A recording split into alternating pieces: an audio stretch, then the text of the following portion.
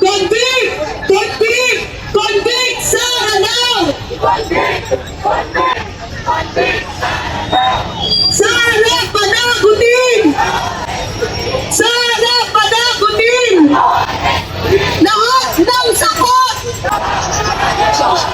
Dapat ba lagot? Bakit? Baka! Huwag matakot!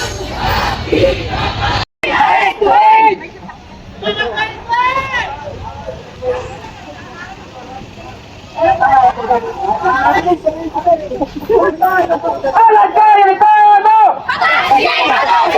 Alan Cayetano! Alan Cayetano! Cayetano! Inay Sara! Inay Sara! Bago! Alan Cayetano! Alan Cayetano! Inay Sara!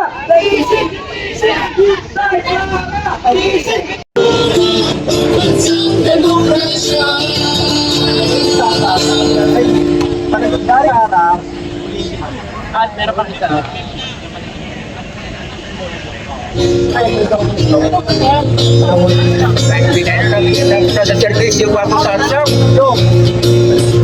Turtok na ano yan eh, pinaganuhan kami doon sa bundok sa Boksya.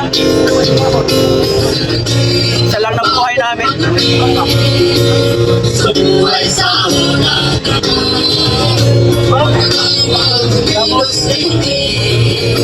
Lamana na dalubang kapital ng Estado Kultura kapitalistang parin. Palakpakan natin lahat ng dumalo sa ating protesta sa harap ng Senado. Kasama natin ang iba't ibang grupo po na kaalyado ng Bagong Alyansa Makabayan. Nandito rin po ang mga anti-corruption advocates, ang mga kaanak ng biktima ng tokhang, mga kababayan natin na iisa ang ating panawagan na dapat papanagutin si Sara Duterte, dapat arestuhin si Bato de la Rosa. Ilang minuto po mula ngayon, magsisimula ang session ng Senado. At ang ating mensahe ay napakasimple pero napakahalaga. Marami rin na Kailangan managot itong liderato ng Senado kung bakit pinatakas ang isang berdugo na si Bato de la Rosa. Noong isang linggo tayo po ay nandito. Pinoprotektahan nila si Bato de la Rosa. Ilang oras po mula noon, pinatakas si Bato de la Rosa. Yan po ang ating Senado. Kailangang managot si Alan Cayetano at ang Senate Majority kung bakit ginamit ang Senado para patakasin ang isang suspect na kinasuhan ng crimes against humanity. Kailangang managot din ng Senado kung bakit patuloy ang mga palusot at delayed pa rin ang impeachment ni Sara Duterte. Kaya ang Senado ay hindi dapat maging institusyon para protektahan ang mga korap at berdugo. Kaya kung hindi kikilos ang Senado, tayong mamamayan ay handa na kumilos.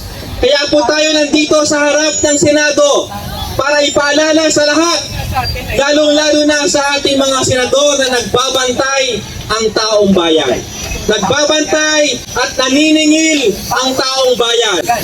Sa Senate leadership, kailangan simulan ang impeachment trial.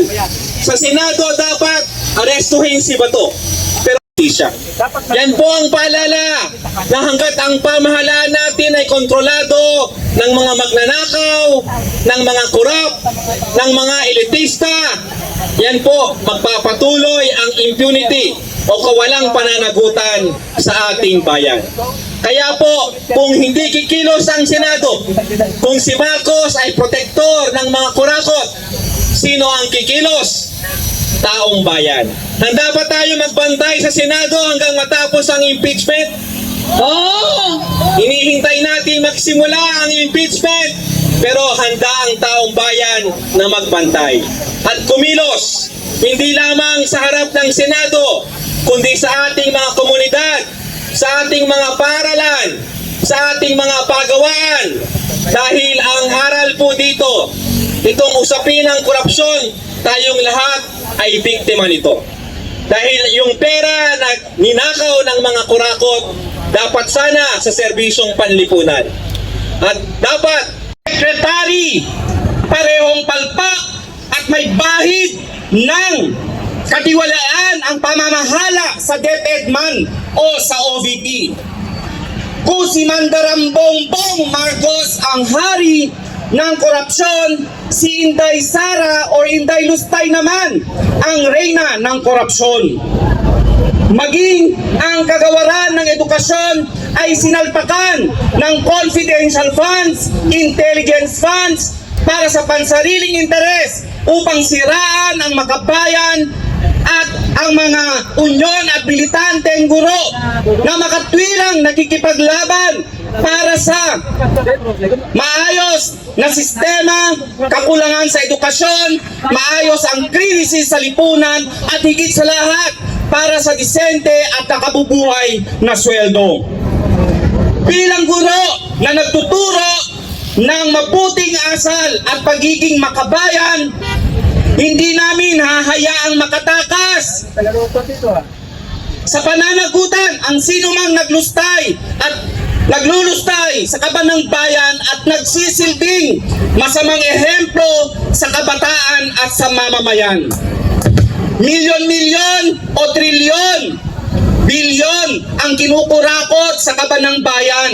Dapat pare-pareho silang managot. Handa rin tayong singilin at panagutin ang mga protektor ng mga kapwa nila, kurakot at kriminal, gaya ng mga senador na may pagtatangkang harangin o patayin ang impeachment ni Sara Duterte. Isama na rin natin sa ating panawagan ang pagkakanlong at pagpapatakas sa pugante at batugang si Bato de la Rosa. Hindi papayag ang mga guro ng bayan na limpak-limpak ang pera sa pandarahas, sa korupsyon, habang pinagkakaitan kami ng disente at nakabubuhay na sahod, sapat na pondo sa edukasyon. Kaya sama-sama nating tuturuan ng leksyon ang mga kurakot at abusado. Kaya muli, ang ating panawagan, Sara, litisin, panagutin. Bato, arestuhin, panagutin. Marcos, singilin, panagutin. Pondo sa sweldo at edukasyon, hindi sa korupsyon. At higit sa lahat, buruklata kapitalismo, ibagsak. Magandang hapon po sa ating lahat.